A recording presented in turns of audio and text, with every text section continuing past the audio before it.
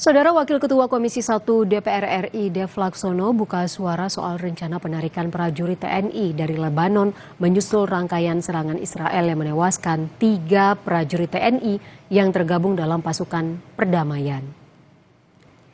Dev menegaskan keputusan untuk menarik prajurit TNI dari pasukan perdamaian tidak bisa diambil secara tergesa-gesa.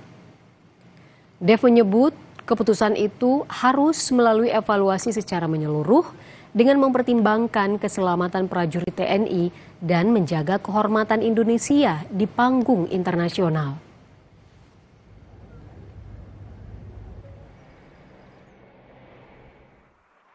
Itu harus dievaluasi ulang, baik keberadaan para prajurit kita, fungsi daripada prajurit kita, dan juga objektivitas daripada misi mereka ada di sana.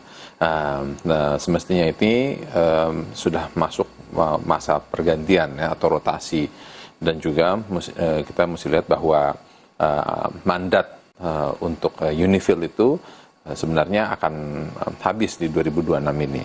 Maka melihat hal-hal tersebut dan juga sudah ada korban dari prajurit kita, maka harus dipertimbangkan dengan baik, dengan matang untuk mengevaluasi total pentingnya dan juga kebutuhan akan prajurit kita ditugaskan di Lebanon.